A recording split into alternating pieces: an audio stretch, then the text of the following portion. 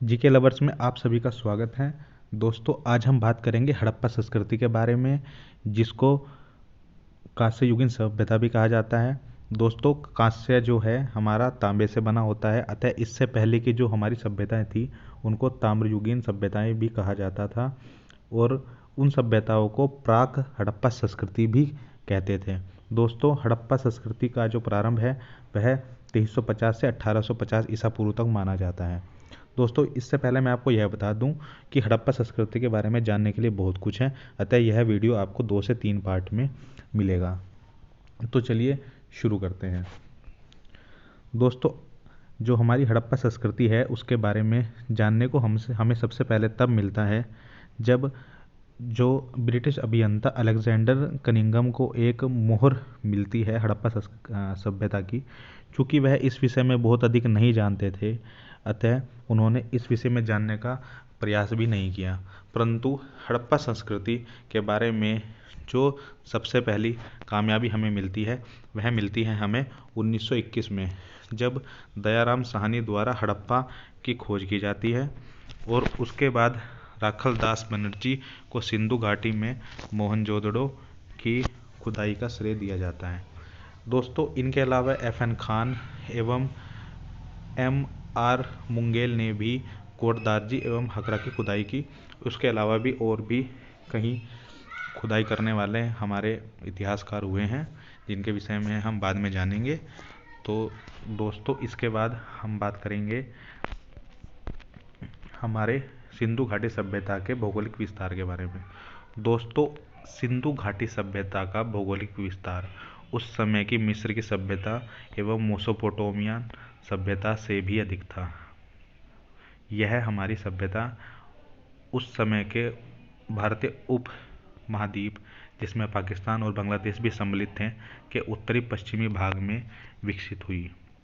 यह पंजाब और सिंध और बलूचिस्तान के भाग ही नहीं बल्कि गुजरात, राजस्थान, हरियाणा और पश्चिमी उत्तर प्रदेश में भी फैली हुई थी। तो दोस्तों, आप यहाँ पर देख सकते हैं कि यह जो हमारी सिंधु घाटी सभ्यता है, यह आप देख सकते हैं कि ऊपर जिसमें ये जहलम है, रोपड़ है, तो हमारा ये इधर उत्तर प्रदेश में हो गया। ऊपर जैसे चेनाब आ रही है, ऊपर मांडा है, नीचे आप पश्चिम में सूत का डोर देख सकते हैं। उसके अलावा यह दक्षिण में नर्मदा नदी तक फैली हुई थी, और उत्तर पूर्व में इसका जो फैलाव था वह उत्तर प्रदेश के मेरठ तक था, जिसके बारे में हम बहुत ही अच्छे तरीके से इस इमेज में समझेंगे ना। तो दोस्तों, यह देखिए कि आपके सामने यहाँ पर मोहनजोदाड़ो जो है यह दिख रहा है। यह आपकी जो सिंधु घाटी नदी है आ रही है, जिसके किनारे पर हमारा मोहनजोदाड़ो नगर स्थित है। उसके अलावा आप यहाँ पर हड़प्पा जो नगर है उसको भी देख सकते हैं। आप तो ऊपर में मांडा भी देख सकते हैं। दोस्तों, मांडा के बारे में भी कुछ रोचक बातें हैं कि वहाँ के जो घर होते थे वह ज़मीन के अंदर बनाए जाते थे। उसके अलावा आप यहाँ पर राखी गढ़ी और जो भी हमारे महत्वपूर्ण जो नगर हैं जैसे धोलावीरा, इसकी लोकेशन भी आप देख सकते हैं, जो कि आप भारत में जो हमारा गुजरात है उसमें देख सकते हैं। दोस्तों, इसी के साथ यहाँ पर जो एक अति महत्वपूर्ण स्थान लोथल भी था, जो कि हमारा सिंधु घाटी सभ्यता का एकमात्र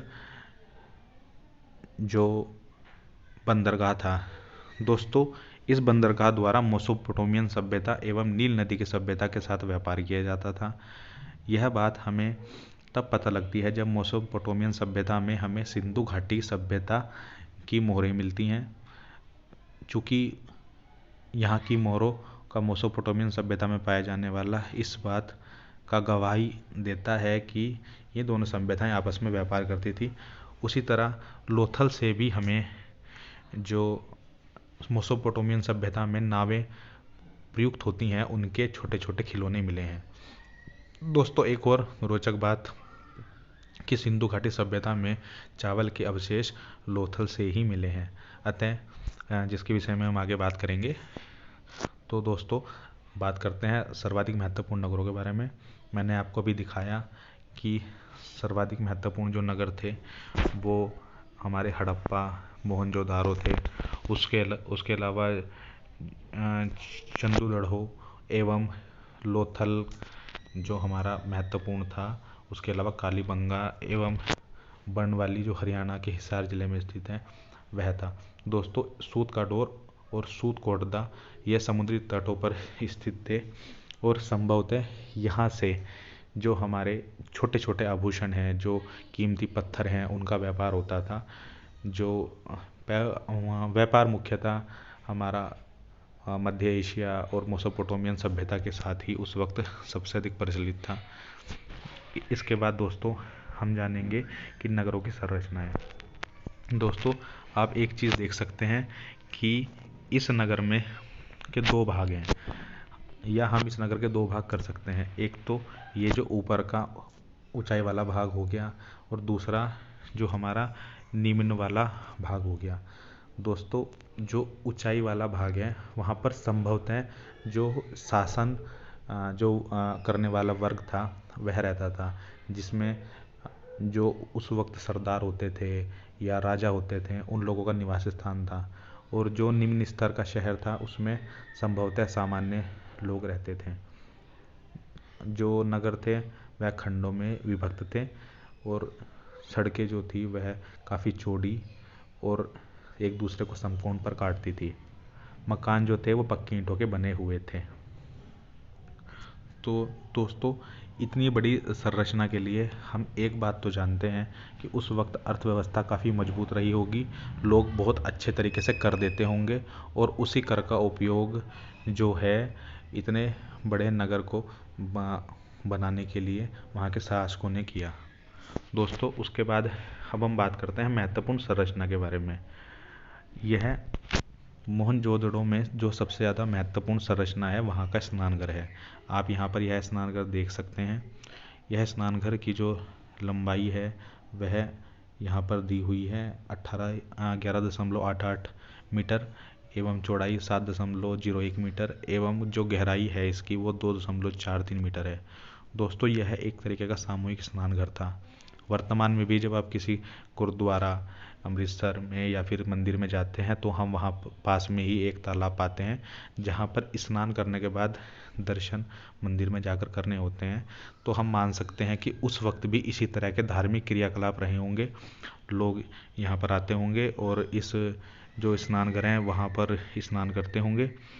आप यहाँ पर देख सकते हैं कि स्नानघर में सीढ़ियाँ यहाँ पर बनी हुई हैं लोगों के नीचे उतरने के लिए, तथा आप इधर बने हुए छोटे छोटे कमरे भी देख सकते हैं जिनमें संभवतः लोग अपने कपड़े बदलते होंगे।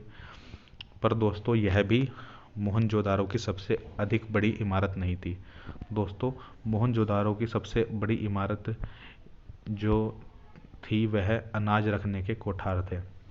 आपने देखा कि मोहनजोदारो का जो शहर है वह विशाल था, बहुत सुव्यवस्थित तरीके से बना था, जिसे चलाने के लिए कर की आवश्यकता होती होगी।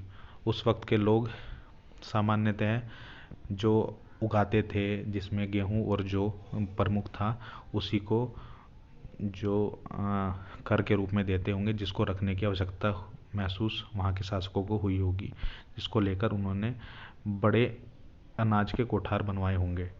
आप देख सकते हैं मोहनजोदड़ो का सबसे बड़ा कोठार 45.71 मीटर लंबा और 15.23 मीटर चौड़ा है। दोस्तों, यह वाकई में एक विशाल इमारत है। हड़प्पा में भी इसी तरह के 6 कोठार मिले हैं। दोस्तों, कोठारों के फर्श से हमें गेहूं और जौ के दाने मिले हैं, जो यह साबित करते हैं कि इन बड़ी इमारतों का उपयोग जो है वह हमारे गेहूं और जौ के को इकट्ठा करने में किया जाता था।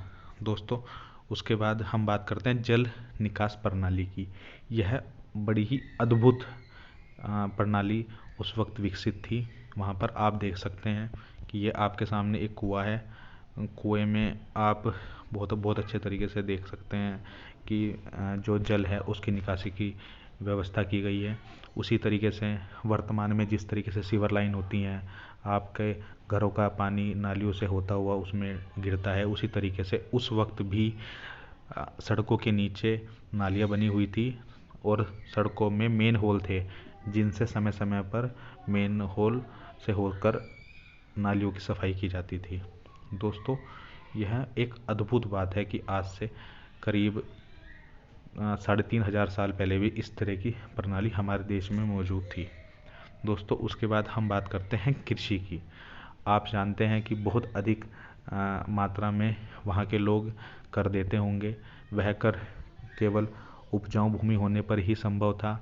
दोस्तों, सिंधु घाटी सभ्यता में सिंधु नदी में हर साल बाढ़ आती थी, जिससे वहाँ की मिट्टी उस समय अत्यंत उपजाऊ थी। आज तो खैर बलूचिस्तान प्रांत में पाकिस्तान के बहुत अधिक वर्षा होती नहीं है, केवल 15 सेंटीमीटर से भी कम वर्षा होती है, परंतु उस वक्त यह इलाका बहुत ही ज़्यादा हम कह सकते हैं कि उपजाऊ रहा होगा। और हम यह भी जानते हैं कि जो गांव है उसको सुरक्षित रखने के लिए उसके चारों तरफ पक्की ईंटों की एक दीवार भी बनाई गई थी, जिससे हमें अंदाज़ा लगता है कि हर साल बाढ़ आती होगी। और आसपास घने जंगल थे जिनसे लकड़ियाँ काटी जाती थी। लकड़ियाँ को काटकर उनका उपयोग इमारतें बनाने एवं लकड़ी को ईंटों को पकाने के लिए किया जाता था।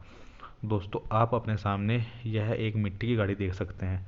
इससे हमें अंदाज़ा लगता है कि उस वक्त के लोग किस तरह के उपकरणों औजारों का उपयोग करते थे कृषि के लिए। सामान्यतः वो पत्थर की जो कुदालें हैं उनका उपयोग करते होंगे और बैल वगैरह का उपयोग कृषि में किया जाता होगा। तो दोस्तों, कृषि के बाद हम बात करते हैं फसलों की। आप जानते हैं, हमने भी डिस्कस किया कि सिंधु घाटी सभ्यता के लोग गेहूँ, रो, मटर आदि अनाज उगाते थे। तिल और सरसों भी वो लोग महत्वपूर्ण तरीके से उगाते थे। मैंने आपको बताया कि 1800 ईसा पूर्व से पहले से ही लोथल के लोग चावल उगाते थे और यह उनके खाद्यान्न का एक विशेष पार्ट था। दोस्तों, सबसे अधिक महत्वपूर्ण जो चीज़ है वह है हमारा कपास। यहाँ के लोग सबसे पहले कपास उगाना इन्होंने सीखा। इसी कारण यूनान के लोग कपास को सिंडन कहने लगे, क्योंकि यह सिंधु घाटी सभ्यता से विकसित हुआ था। तो दोस्तों, हम एक बात जानते हैं कि वहाँ के लोग जो हैं नगरों के आसपास के गांव में रहते थे, नगरों में रहते थे। कर प्रणाली बहुत अच्छी थी, लोग बहुत अच्छी उपज पैदा करते थे, जिससे जो शहर में रहने वाले लोगों का जो पेट है वह भरता था तथा नगरों का विकास होता था। हर साल बाढ़ आती थी, जिससे जो ज़मीन है वह उपजाऊ बनी रहती थी। दोस्तों, इससे आगे की वीडियोज़ में हम पशुपालन, लोगों के रहन सहन के विषय में भी जानेंगे।